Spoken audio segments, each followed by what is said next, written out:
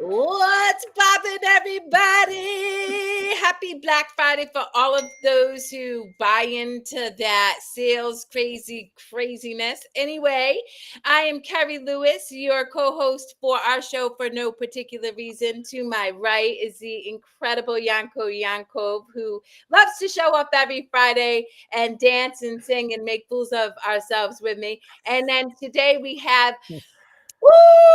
Somebody I'm so excited about. My beautiful, amazing soul sister, Miss Lanita Mitchell Blackwell, here to impart some of her glorious wisdom and, most important, beautiful smile and love onto the community. So thank y'all for being here today. Thank you so much for having me. This has been such a pleasure to finally get on the show. Woo! All right. Yes. We've been waiting on that day when you join us. So very exciting. It is. It is. And so for the audience, Lanita, why don't you share a little bit about how you show up in service and love to the world? I'd be super excited to hear about that. Absolutely. So, I am Lanita Mitchell Blackwell. I'm an intuitive business coach as well as an attorney, author, and speaker. And I have had the pleasure of bringing all of my skills, gifts, and talents to the world in service.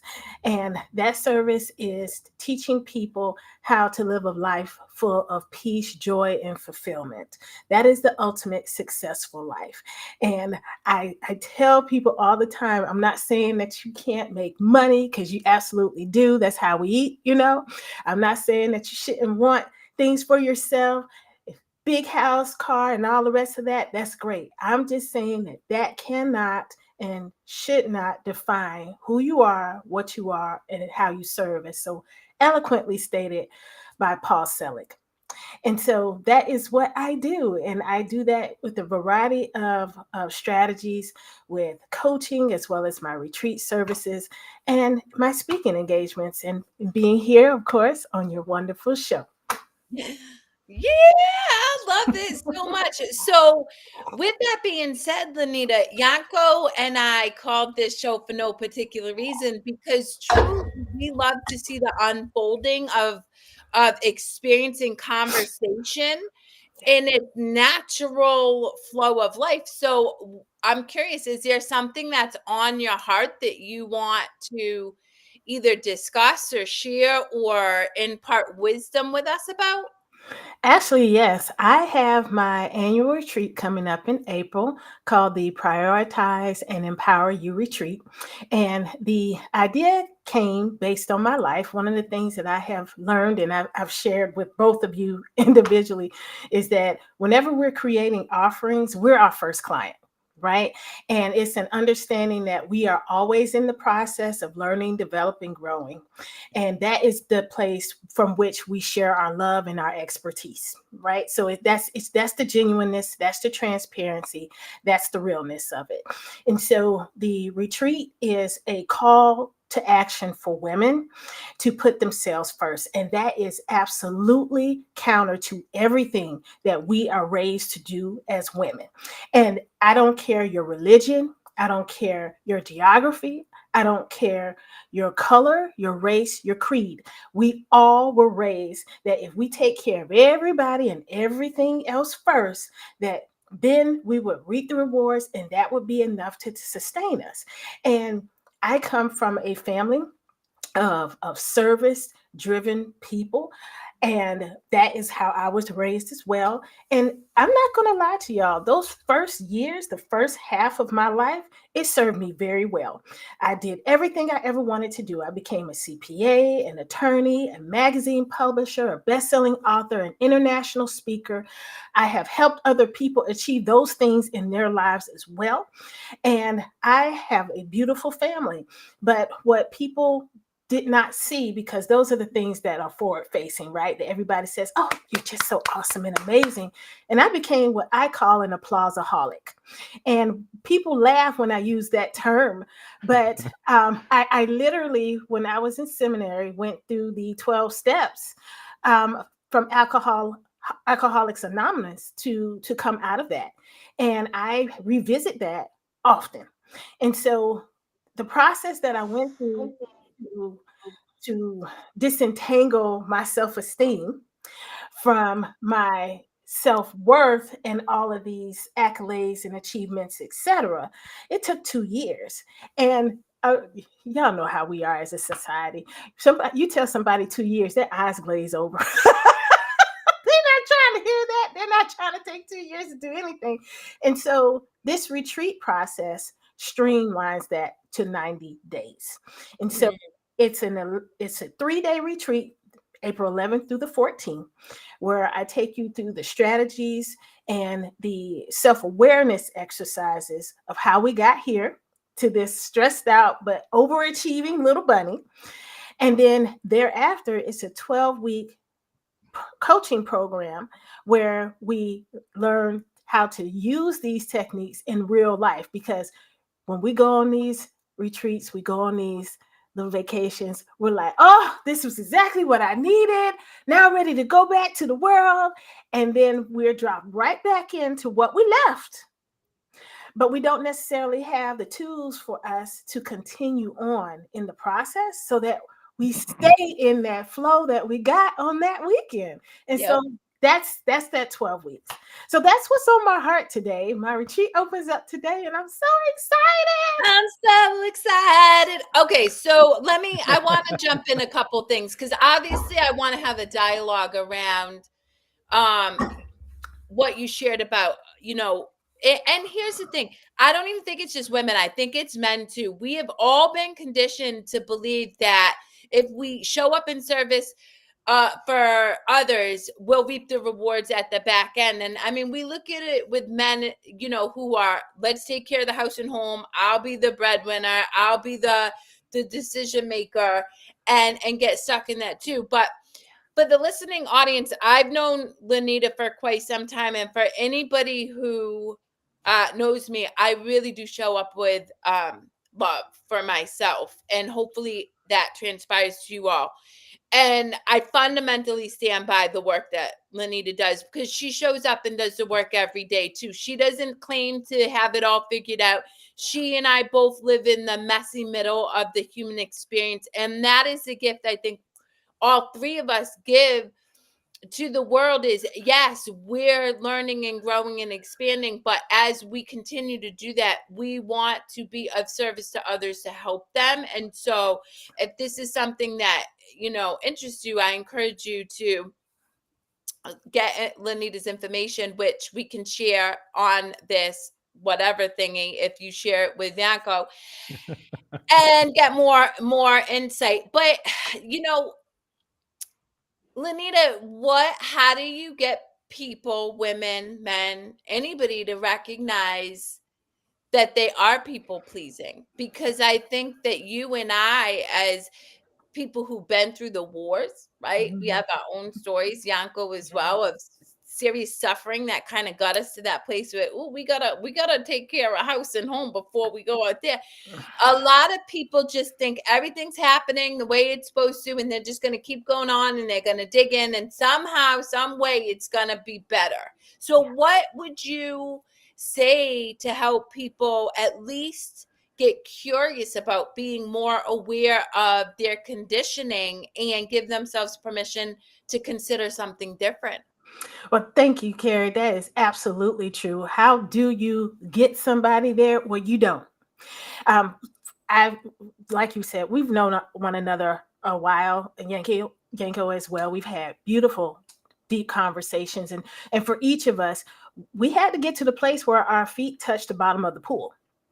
We had to be in a place where we realized that something was not right and something needed to change. We just were not sure what to do or how to do it, and who to engage to help us, because the people that we're surrounded with are kind of doing the same things that we are, right? And so that's the first thing, that we have to realize that this is not something that we press upon someone. That has to come from within. For me, it was my child finding me on the floor passed out from exhaustion because I had run myself into the ground, and I was too tired to even put my 6-year-old child to bed. She literally tucked me in on the floor. And so even then, though, I knew something needed to change. I just wasn't sure what and how. And it wasn't until I went through a series of brutal surgeries due to stage 4 endometriosis and was laid out for months in my recovery that I was determined then to seek the help that I needed. And so the first thing is realizing that something needs to change, and then the second is embracing that you're willing to do the work. So Mm. yeah, so and that's the thing. So this is not a sales job for on my part or any of our parts. This is a, you have to realize that something is up and that something needs to change about it. And that's the truth. So, so much good stuff. One, I love, you know, what I love about you, Lanita, is you keep it real, and you didn't say you're going to go on this retreat and I have this program, and then when you're going to get back, everything's going to be yummy and you're going to have figured out. And even after 3 months, like, you have this 90-day program, but it's continued work every day. I just jumped off a call with a client right before this show, and they're like, "Oh my God, there's so many layers." And I'm like, "Yeah, baby, buckle up, because that onion ain't going nowhere anytime quick." That's right. But Because it it's is true work. though. It's true because like a lot of the times people try to escape from like suffering to get to a better place where they feel fulfilled, and there's always this tendency to like look for the grass on the other side, that it's more greener or whatever you're looking, and it's all like made up story in your mind that never happens. And so in reality, it's happening here and now. Like if you can't adapt in the now and deal with whatever it's happening and do the change, everything else is just I don't know, it's just hallucination, or dreaming about things. Like Lanita said, you're thinking, oh, I'm just gonna push through, I'm gonna get to the other end because I'm tough, like I'm gonna, because that's how I'm taught. Like I'm just gonna, like, when something challenge comes in, I'm just gonna keep pushing and pushing and pushing until I get out of energy and realize, like, what am I doing? Like, why am I swimming against the current? So I love it. I I do have a question, and it stems from my understanding, Lanita. You said the first half of your life you achieved all of this stuff, right? And I'm curious, did it feel yummy for you? Like, while you were doing all this, did it feel really good, or was there a part of you that always kind of felt like, ugh? Or like, I just want to understand a little bit, because, and I'll tell you why I asked the question after you answer. Yeah, so I think that we can all honestly say that it is not a good feeling. It is not. It is not a good feeling. And I will embrace your sound. Ugh. See, you were all dainty with it, Kerri, because that's who you are. You are. Ugh. No, no, no. It's a guttural. It comes from the womb, baby. Ugh. Yeah, I know, right? It's like, ugh, like, you just can't. Yeah. But then that's the thing. So I think, for anybody who's like, well, how do I know if I could benefit from what Lanita offers, or Gail offers, or Yanko offers, or any of the hundreds of thousands of people who are showing up differently and in service.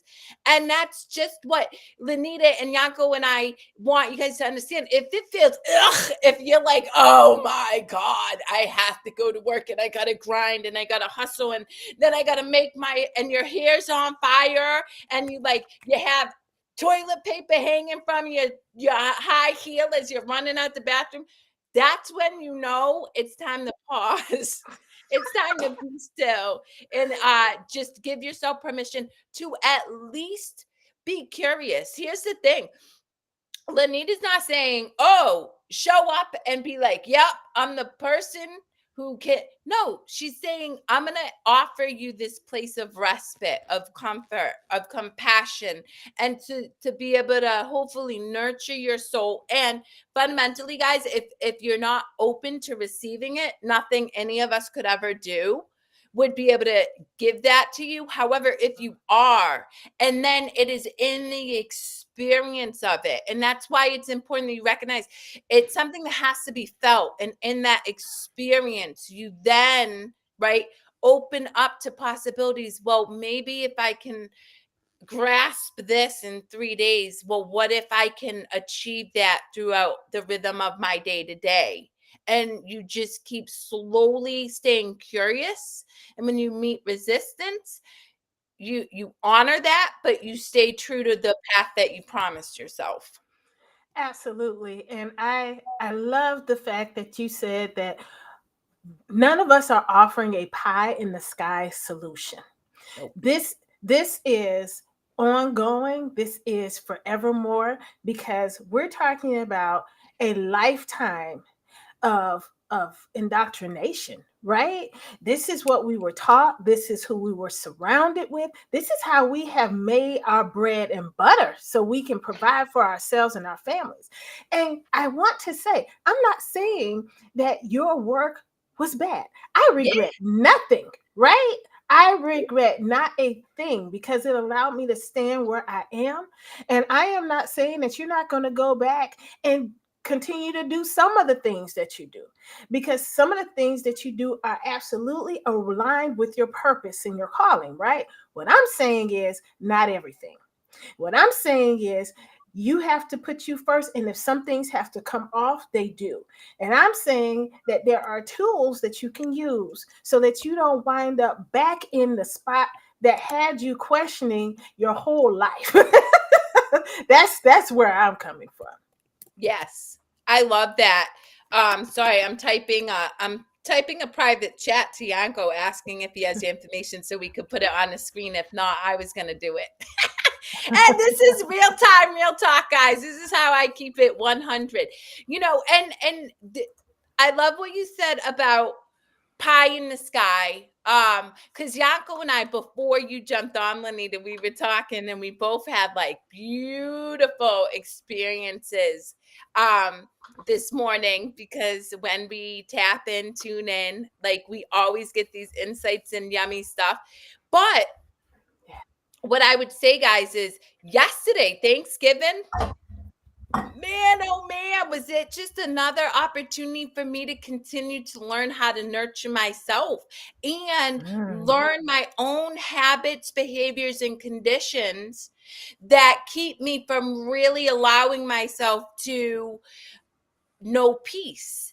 And so I look at every experience I go through, and yeah, in it, it felt icky, y'all. I'm keeping it real. Yesterday, man, I spent 3 hours looking like a hot mess express, like the puffy eyes, boogers coming out my nose. Nana's like, I don't know what to do with my baby right now. But you know what I did? I was like, what can I do to nurture myself? And I poured into cooking food for Nana's siblings, and I poured into, and in that, I'm like, that's right. I just fell back into an old pattern of behavior. It's cool, Kerri. You don't have to beat yourself up. You don't have to spend months in guilt or shame. You just be like, I remember, thanks for the lesson. And then you show up in joy. And that's really the work, guys. Like Lanita and myself and Yanko, we all just have a gift of being able to bear witness to our pattern of behavior in the moment. And because we're able to bear witness to it, we're aware. We then have a choice, because we're not operating from just this condition. We're like, oh, that's right. Okay, cool. Thanks. That doesn't serve me. I'm gonna do this. This feels better. And that's what Lanita is offering you and experiencing at the retreat. And that's what her program teaches you. That's what Yanko does. And I know that's what I do. But it's messy and it does feel icky sometimes. So just always knowing that we do this because we want to be the soft place for you to land in those messy moments of right? Yeah. And I loved what you said about the peace, right? Because I think a lot of people think that peace and happiness are synonymous, and they are not, right? Because happiness is an externally driven emotion, whereas peace is an internally determined state. Right? Right. So you're happy when something outside of you happens. And that may or may not have anything to do with you. And so you're basically emotionally hijacked. Someone else is driving your car and determining how you're feeling. Whereas peace, because that's an internally determined state, you can have peace even when you are in the worst possible spot. And that is determined by your abilities to generate thankfulness, gratitude, and kindness toward yourself. Ooh, ooh, ooh.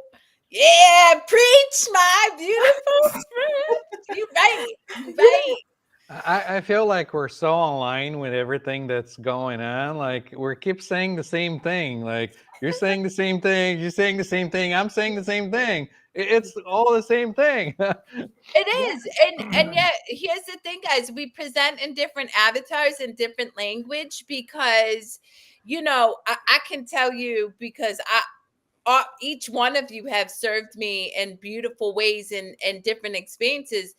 We Our delivery is different because how people need to hear it and receive it to feel it needs to be different because there's 8 billion people on the world, which is why this whole idea of like fear or oh my god, I need everything from me makes no sense because when you do show up and you're like, oh, Lanita, I got somebody for you, girl, because I know me and my trailer truck trash talking, stanky, icky, gritty self might offend their senses. I would rather be able to serve a person in a really loving way, knowing I'm not meant to serve them, than Yes. to try to show up and potentially cause harm because that's what we could do if we're not showing up with the lens of just selflessness and service, and fundamentally going back to what Lanita said, when you are kind, when you're compassionate, when you choose that inner peace for yourself regardless of external circumstances, your lens is always going to be selflessness, because if you know that peace, why would you want anything less for anybody else? Correct. Because if someone else has less than peace, they are constantly trying to pull you into their storm. And it's not because they are hateful people, it's Yep. because they truly are trying to get to a peaceful state. It's like the metaphor of the light and the dark, whereas the dark is always chasing the light, not to extinguish it, but because it wants to become it. Yep. Yeah. Yeah. It's so good. I love that so much.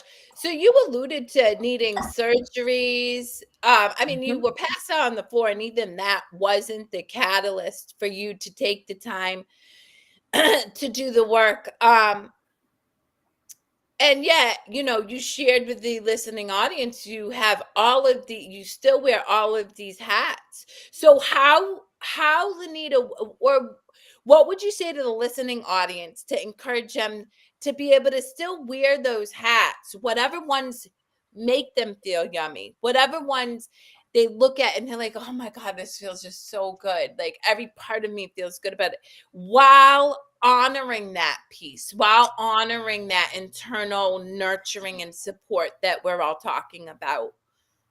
Yeah, so it's a process, but most of the people who are listening, y'all like steps. So here's the first step: you come first every day. So when you get up in the morning, even if you only have 5 minutes, but I would say if you can do 30 minutes, great. But if you can only take 5 minutes for you to set the intention for your day, you do that. Do your breathing, do your meditation, do your prayers, stretch your body. And if you have some time, work out before the house wakes up, before you're running around behind the children, before you're answering client emails, before you're trying to get your honeyboo together, before all of those things happen, you take care of you first. Because once you do that, then the intention is set for the day. You have prioritized yourself. See, we want other people to prioritize us, but they are doing what they see us do, which is not. Ooh, They are watching us not prioritize ourselves. So they're like, okay, well that's what you want, and I'm just giving you what you want. So that's the first thing. excuse me, the second thing is whenever I engage in a product or service launch, any new business venture, something else has to roll off. So instead of having 10 things on my plate, I know that's what it looks like, but there is a rollout and it's timed. So it looks like things are always happening. That is not the case. I am never doing more than two things at a time, not anymore, because it's overwhelming. Number one. Number two, it pulls me back in that same energy that had me all sick and laid up. And number three, I don't have time to spend with my family. My daughter is a senior in high school. This morning, y'all, I'm just being honest with you. I woke up and I realized that in August, when she has her first day of school, that will be the first time in 13 years, because, pre-K, that she will not be coming home to me. And I had to take time and really process that. But because it happened at the top of my day, I was able to give myself the loving and the nurturing and support that I needed, so that, yes, there is sadness, but I am joyful that I am raising an independent young lady who is prepared to go off to college without her mom being a helicopter. I might have to buzz the field a couple of times though, y'all. I'm not gonna lie. Yeah, I feel that. I feel when my daughter got her driver's license, I was like, "Whoosah, whoosah." That was a thing. But yeah, I love it, and I know some parents could be that way, because like I know some people that are like, modern cars can have the tracking systems in place. They can, get alerts. Oh, he's speeding up, like, oh, let me see, where are they on the map? All these other things, So you're not wrong about that.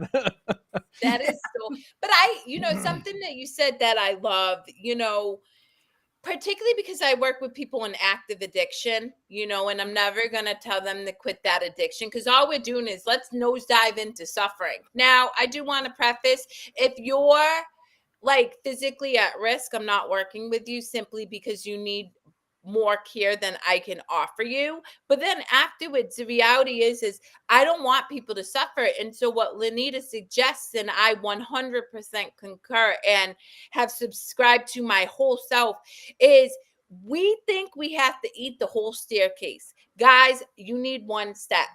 Even if you don't have 5 minutes, I don't care if you have 30 seconds. When you wake up, the first 30 seconds, you sit in gratitude. Thank you so much for one thing, and then set an intention.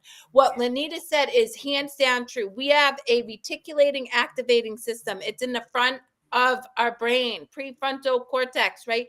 It is going to seek to find what you tell it to seek and find. And most people are wish-washy. We wake up and, to Lanita's point, our hair's on fire. We're so busy focused on everybody else. We're like burning at the seams, right? So what are we teaching our brain to seek? We're teaching our brain to seek more chaos. But if you simply suspend that behavior and try this for a week, guys, but 30 seconds, and say, okay, what is one feeling I want to cultivate today?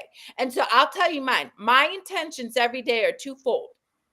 My intention is to show up as love for myself and all others in this world, and to laugh hilariously often. That's it. Simplistic.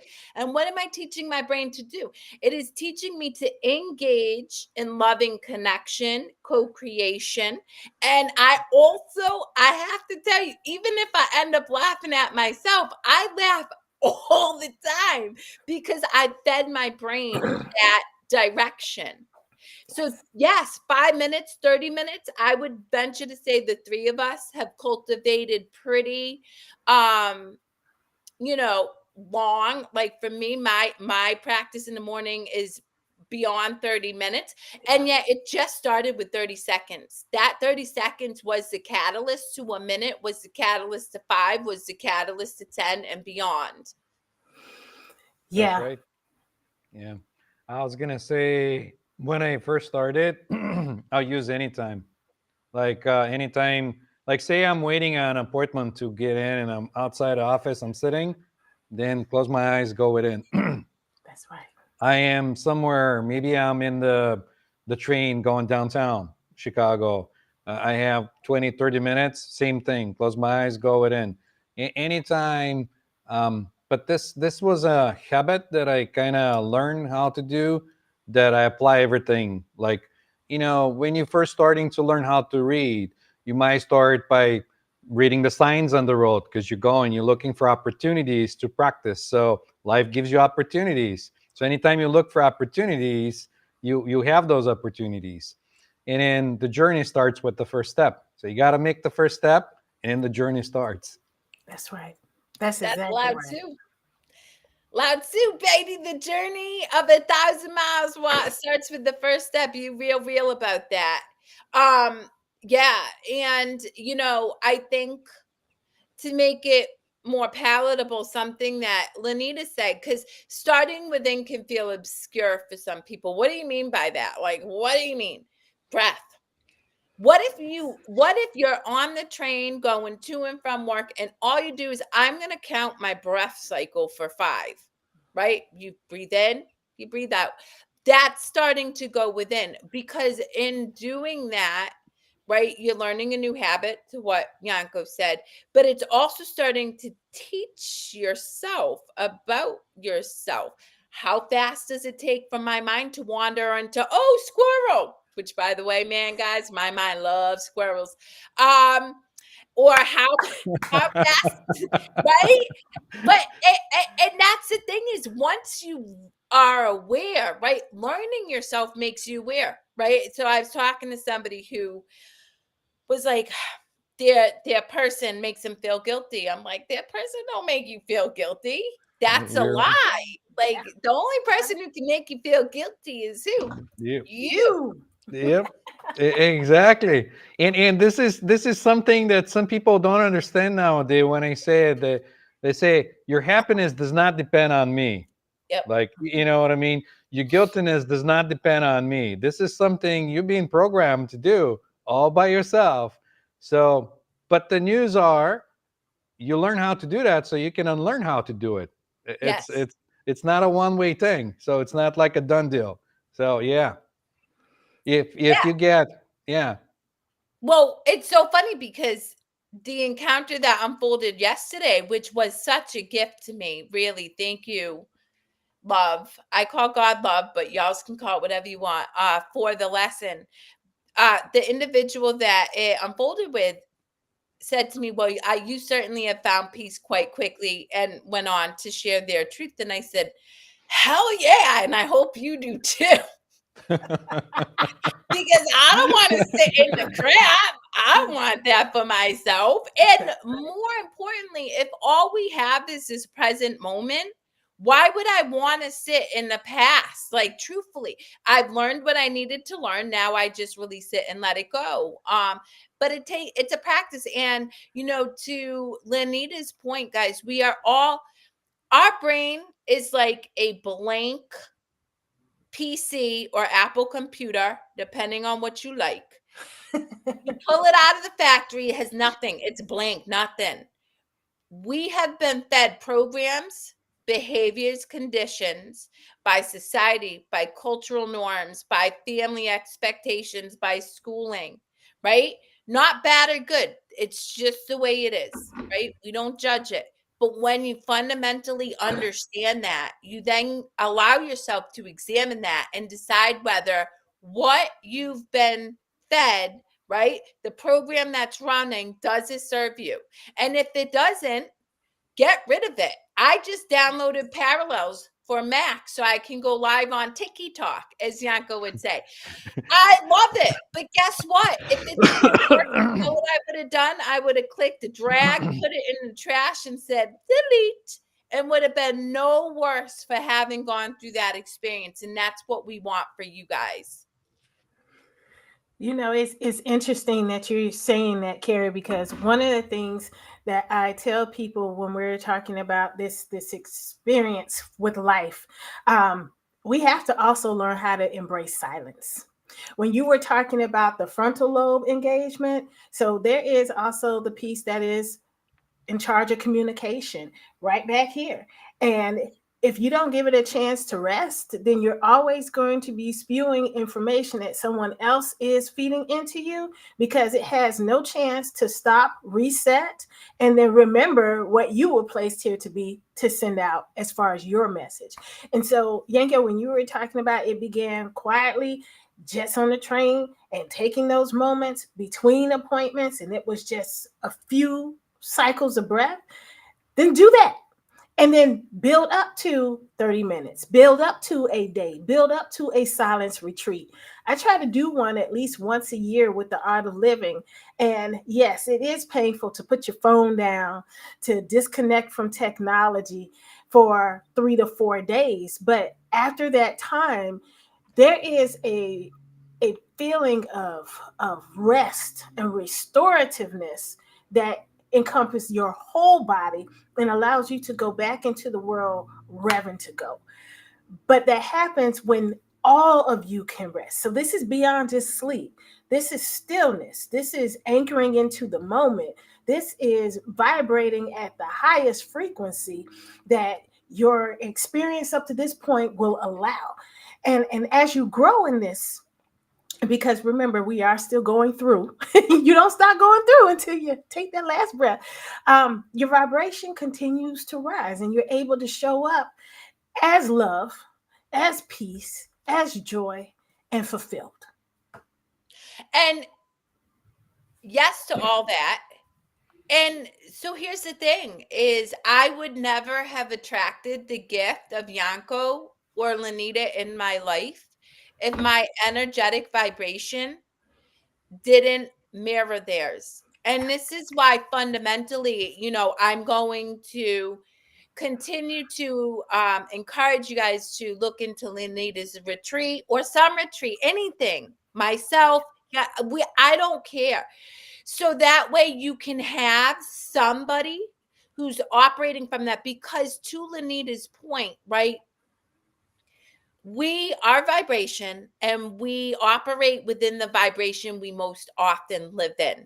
And until you shift up into those different vibrations, the reality is the people around you, not good or bad, they're operating from the same conditions. They're operating from the same habit of guilt. They're operating from the same habit of putting others first.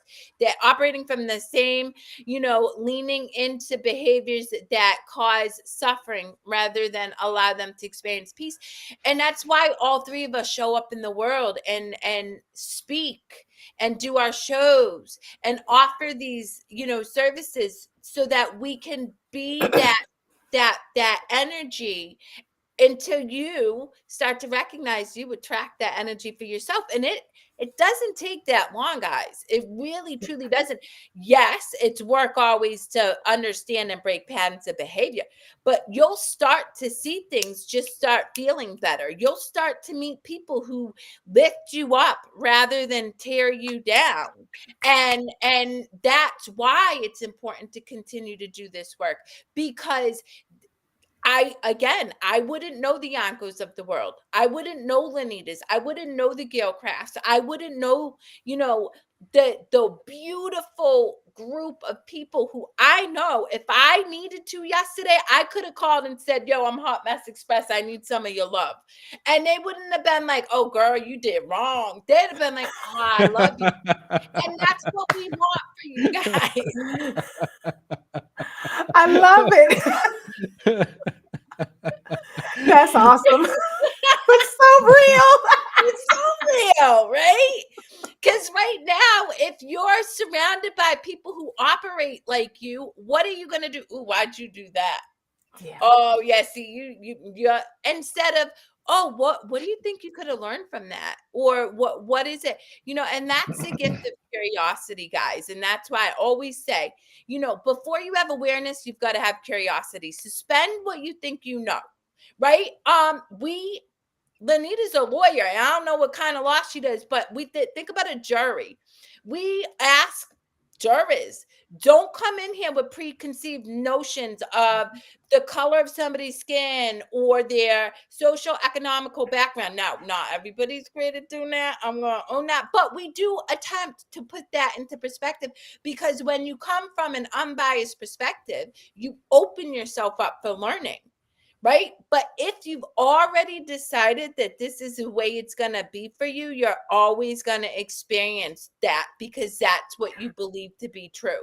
But That's right. if you allow yourself to suspend what you think you know, well, then you've just opened up your world to limitless possibilities.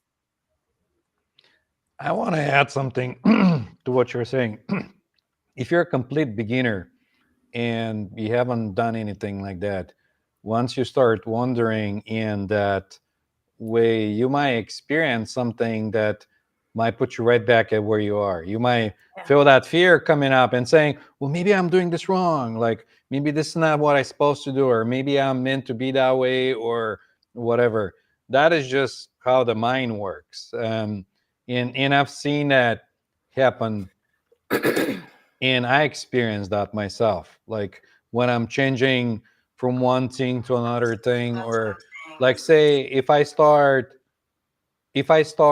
a if I have a new interest, I'm gonna surround my like-minded people that have the same interest, so I can learn and vibrate with that interest, and get to know it more. Like, if I'm getting a new hobby or something else, so it's kind of the same way. You're already surrounded by, like what Lenita was saying, the people around you. You know, um, they're just confirming your reality. Like, oh, you want to be that way? Yeah, good job, you did it again. Like, you had a fight with somebody, good job, all right. And then you're like, yeah, okay, maybe that's how it's supposed to be.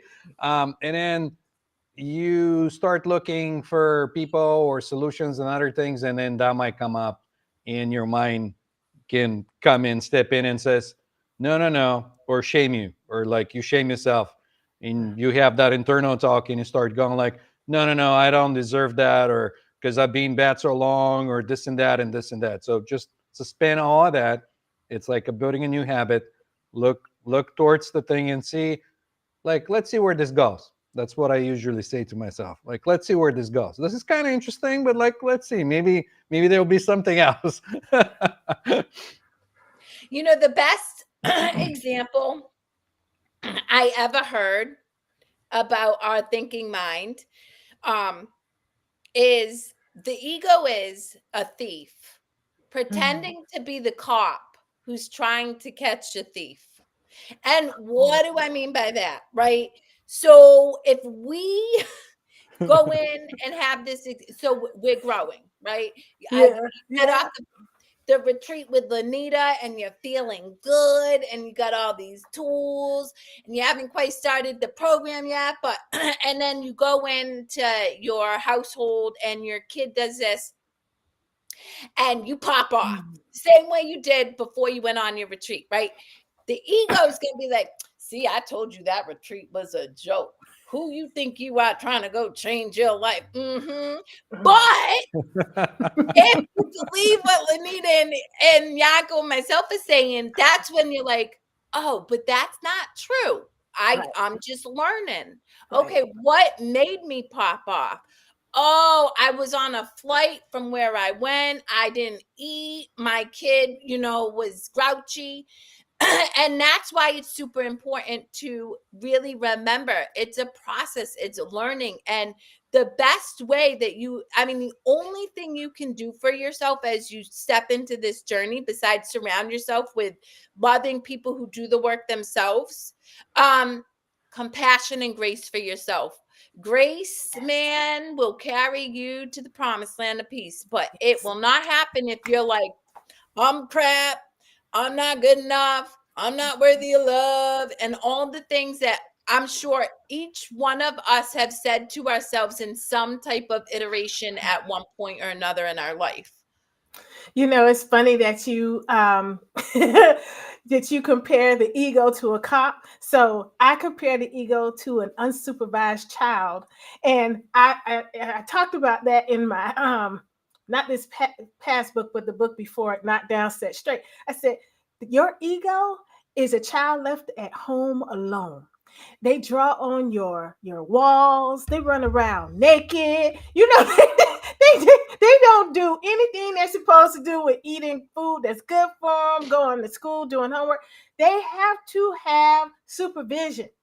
And so, unless or until you get to the place where you engage with what I call your aggregate intelligence, so that's all of you, that's your intellectual, that's your spiritual, your emotional. And then when all that comes together, it creates a super intelligence or the aggregate, which manages the ego. And so I want everyone to understand that we're not saying the ego is a bad guy. The ego is not a bad guy. It allows us to experience the world on this plane as it is. What we're saying is the ego cannot run around unchecked.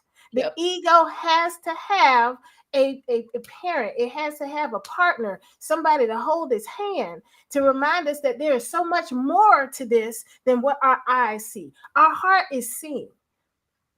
We have to allow our heart to lead. Yeah, all I'm gonna add to that is that people are mistaking their egos for themselves, and the Yes. ego is just an instrument. That's not who you are. It's a personality that you created, or everybody created for you, and that's how they see you, and that's how you adapted it and decided that you are. So the ego is not you. Don't mistake it for yourself. Don't let it run wild. And the same goes as the body. The body is the instrument that helps you experience life. Yes.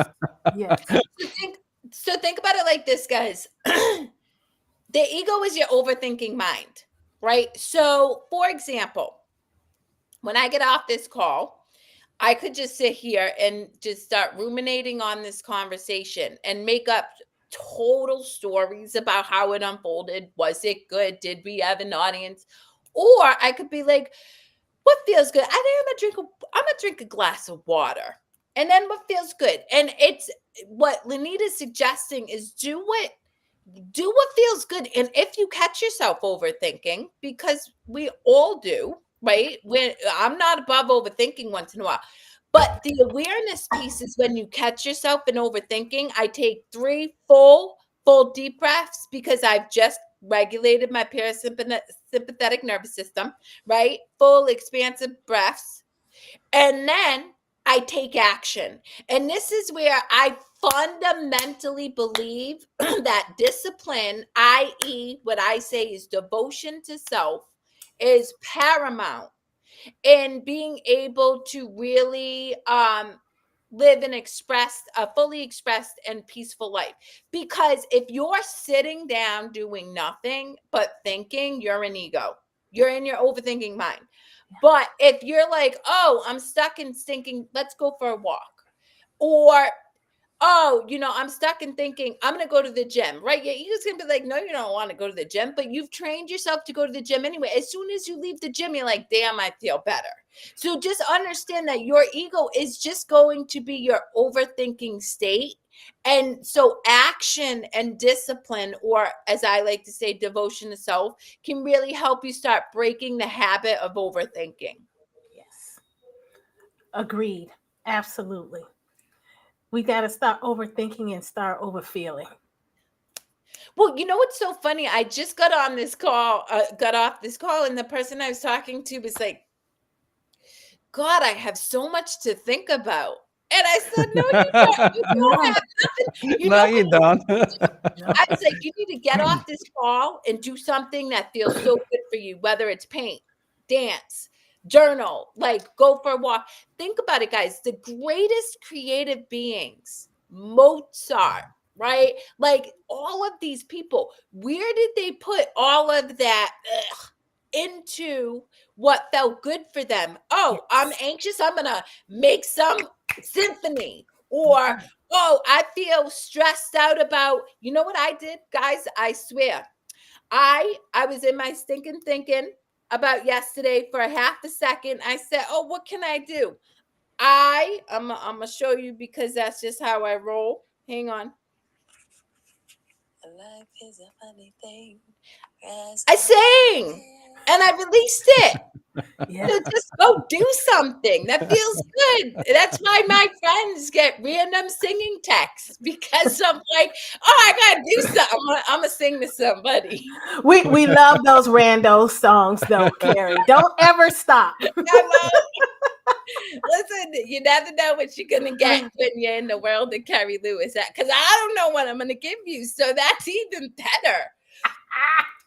And I think that speaks to this work too. And I think it's important to highlight for the audience.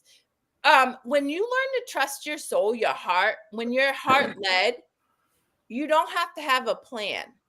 You don't have to have this structured expectation. Sure, I know I'm going to work with clients. I may know that I'm going to play around with some content creation, but I trust that the joy in which I exist in will guide me to wherever I need to be. And that's true peace, because you don't have to know, because you know yourself so well that you can't be led astray, that Yes. whatever you unfold into is meant. And that's why I fundamentally truly am so grateful for my Thanksgiving yesterday, and it was one of the best I've ever had, because it just continues to allow me to trust in myself and go with the flow and learn what brings me joy and what no longer serves me. Yeah. Yeah. With a couple minutes left, Miss Lenita, is there any imparting wisdom or thoughts or anything you want to share with the listening audience? Absolutely. I want to just remind everyone, particularly during this time of year, that the focus is not to live a perfect life, but an excellent one. And the difference between the two is that perfect, by definition, is meeting someone else's standards. And you're always going to fall short because they're not your own. And that is what creates the anxiety, the stress, the cortisol levels to just go through the roof. And we are talking about the exact opposite of that, a life of grace. And that's where the excellent life comes in. You set your own standard, and that automatically has grace built in, with the understanding that your goals, the things you're striving for, that they can change. You can move the goalposts depending on what's going on in your life. And I want to say that now before we go into, y'all, December 31st is coming. What have you achieved this year? And the new year with the vision board parties and all the rest of it, that energy that makes you feel like I've done nothing, it hijacks you. And it really depletes your creativity and the self-love that we have been talking about this whole show. I just want you to remember to focus on living an excellent life, not perfect. Okay? We are what we repeatedly do. Therefore, excellence is not an act, but a habit. Mm. Aristotle, baby. That is above my meditation. My meditation chair. And the other thing is daring greatly, and it's by Theodore Roosevelt, and what he basically says is, it's not about perfection. Your face is going to be marred with blood, sweat, and tears. And it's the person that strives valiantly, who errs and makes mistakes and falls into the poop storm all the time, but gets up and keeps trucking forward in their own experience through grace and compassion. That is the person that gets to claim internal peace at all times, which is what all of us want you to do. Lastly, I would say, guys, if you're even remotely curious, check out Lenita's information. I vehemently stand by her, and am honored that to support her work, because she is one of those people daring greatly in her own life, and in doing so helping others to dare greatly too. So That's Thank right. you. And I wanna thank our audience for sticking around and hanging with us on the show. We put up. It's the other side. There you go. Scan the barcode to find more information about the retreat. And thanks for stopping by. It was wonderful hanging with you guys. As always, Send us any email, any request, comment, like, share, describe, whatever you feel like inspired to do. We're open to it. And next week, if I'm not mistaken, it's episode 40. Yes. Yes. Wow. Congratulations. Yeah, darling. Awesome. Until next time, guys, give yourself grace, and I hope you experience a lot of laughter in your day.